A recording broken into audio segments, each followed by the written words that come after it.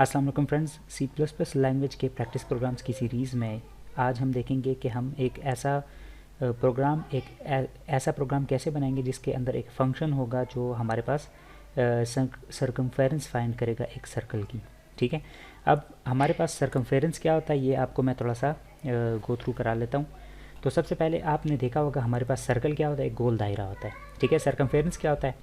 Circumference हमारे पास late से मैं यहाँ से ये एक पॉइंट से यूज़ कर लेता हूँ और यहाँ से लेकर ऐसे राउंड एक चक्कर लगा के वापस अगर इसी जगह पर आता हूँ तो इस सारे को हम क्या कहते हैं, इसको एक सर्कमफेरेंस कहते हैं। इस पूरा एक राउंड ट्रिप को हम क्या कहते हैं, सर्कमफेरेंस। ठीक है, और इसके लिए हमारे पास फार्मूला होता है, सर्कमफेरेंस का फार्मूला होता है 2 मल्टीप्लाइड बाई पाई जो कि हमारे पास कांस्टेंट है 3.14 और multiplied into r is the radius of the circle. तो ये हमारे पास सर्कमफेरेंस होता है। तो ये हमारे पास फार्मूला आ गया सर्कमफेरेंस का। अब हम क्या करेंगे, अब हम प्रोग्राम को यहाँ पर एग्जीक्यूट कर लेते हैं। पहले कोड कर लेते हैं कि हम कैसे कोड करेंगे।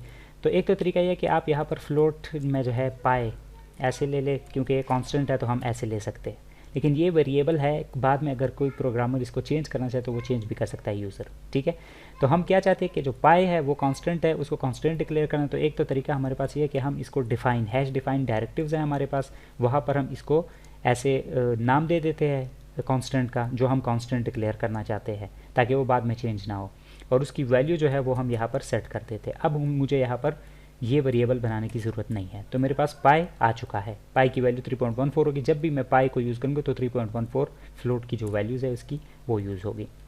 अब मैं क्या करूँगा, पहली चीज़ तो है कि मुझे जो है यहाँ पर एक फ्लोट में एक और वेरिएबल भी, आप फ्लोट भी बना सकते हैं, आप इंट भी बना सकते हैं रेडियस के नाम से। मैं रेड कर देता हूँ। ठीक है, आप ये जो रेडियस है वो यूज़र फ्लोट में भी टाइप कर सकते हैं। लेट से 2.5 3.5 रेडियस जो है किसी सर्कल का हो सकता है ना पॉइंट्स में, तो इस वजह से मैंने फ्लोट लिया। आप इंटीजर में भी ले सकते हैं। ठीक है, लेकिन सर्कमफेरेंस हमारे पास हमेशा फ्लोट ही आएगा। क्यों? क्योंकि वो 3.14 से मल्टीप्लाई हो रहा है।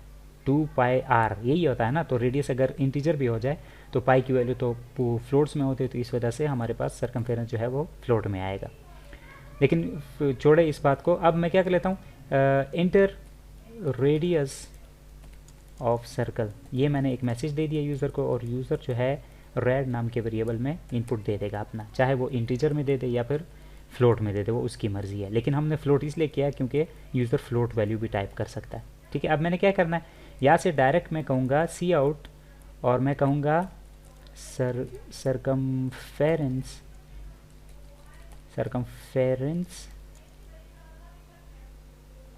अच्छा यहाँ पर एम है, स्पेलिंग गलत भी हो जाए खैर है, वो लाजमी नहीं है, लेकिन मैं स्पेलिंग ठीक करने की कोशिश कर रहा था।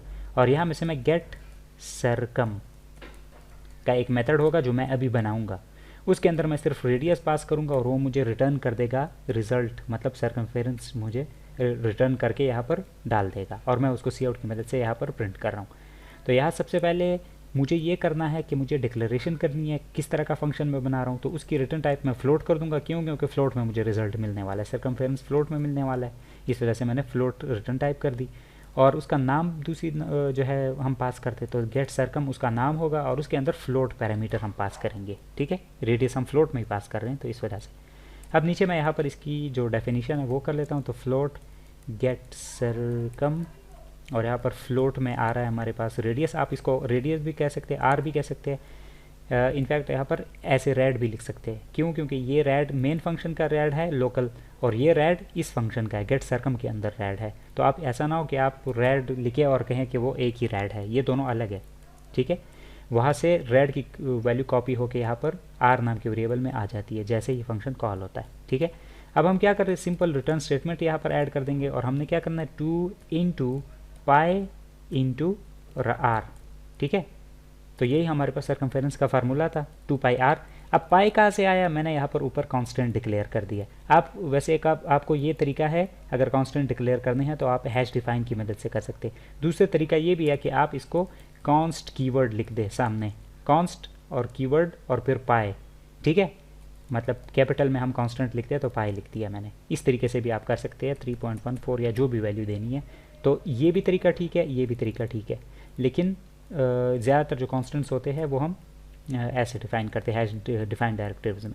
ठीक है, अभी हमारे पास क्या होगा, जैसे ही फंक्शन कॉल होगा तो हमें यहाँ पर रेडियस यूज़र से मिल जाएगा और रेडियस यहाँ पर गेट सरकम फंक्शन को हम पास कर देंगे।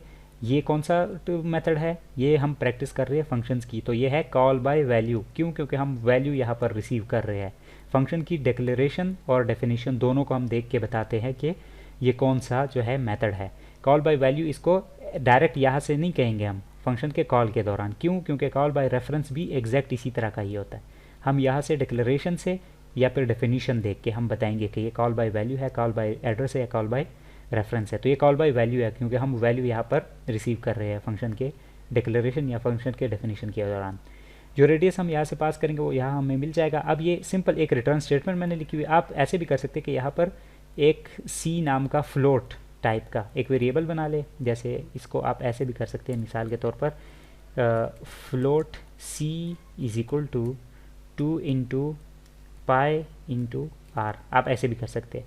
एक वेरिएबल बनाने से बेहतर है हमने इसको कोई यूज़ तो थोड़ी करना है, और फिर आप क्या करते हैं, इसको यहाँ से हटा के सी आप यहाँ से रिटर्न कर दे।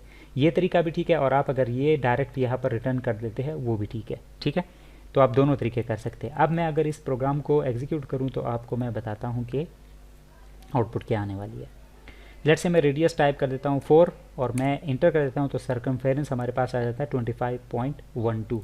तो मैं कैलकुलेटर से इसको साथ आपको वेरीफाई भी करा देता हूँ। रेडियस 4 है तो 2 multiplied by r, 2 multiplied by pi, तो पाई है 3.14 हमारे पास, इंटू मल्टीप्लाइड बाई 4 हमारे पास ये आता है सर्कमफेरेंस 25.12। अब अगर मैं कोई और वैल्यू टाइप कर देता हूँ, लेट्स से रेडियस मैंने 4 किया था, अब मैं 4.5 कर देता हूँ और इंटर कर देता हूँ तो 28.26 आता है। और कैलकुलेटर पे मैं साथ चेक भी कर सकता हूँ। 2 मल्टीप्लाइड बाई 3.14, 2 पाई आ गया, मल्टीप्लाइड बाई आर, आर क्या है 4.5। तो अब अगर इसको वेरीफाई करें तो यही एग्जैक्ट हमारे पास आउटपुट आ रही है। तो इस तरीके से हम जो है इस तरह का फंक्शन मैंने बनाया है कि कुछ टेक भी कर रहा है और कुछ रिटर्न भी कर रहा है। ठीक है, फ्लोट वैल्यू गेट भी कर रहा है और फ्लोट रिटर्न भी कर रहा है। आप अपनी मर्ज़ी से इसको ऐसे भी जो है कस्टमाइज़ कर सकते हैं कि यहाँ पर फ्लोट नहीं बल्कि इंटीजर आप ले ले रेडियस, और सिर्फ इंटीजर वैल्यू यहाँ पर पास करें और रिजल्ट है वो फ्लोट में ही मिलना है। क्यों? क्योंकि पाई के साथ मल्टीप्लाई भी जो होने वाला है। अगर आप चाहते हैं कि इस रिजल्ट को भी इंटीजर में कन्वर्ट करें, अगर आप चाहते हैं कि इंटीजर रिटर्न हो, तो आप इसको भी रिटर्न टाइप को इंटीजर कर सकते हैं और इसको भी यहाँ पर सी को भी आप इसकी जो टाइप है वो इंट कर देंगे, तो आपको ऑटोमेटिकली इंटीजर में कन्वर्ट होकर मिलेगा। वो जो पॉइंट वाला हिस्सा है, पॉइंट के बाद वाला हिस्सा हमें नहीं मिलेगा। ये आप खुद ट्राई कर सकते हैं, लेकिन मैंने आपको बता दिया। तो नेक्स्ट वीडियो में मिलते हैं जिसमें हम इसी तरह एक और फंक्शन को जो है बनाएंगे और उसको प्रैक्टिस करेंगे, और मज़ीद आपकी जो है इसमें जो स्किल है वो बेहतर हो जाएगी। तो नेक्स्ट वीडियो में मिलते हैं, तब तक के लिए मुझे इजाज़त दीजिए। अल्लाह हाफ़िज़।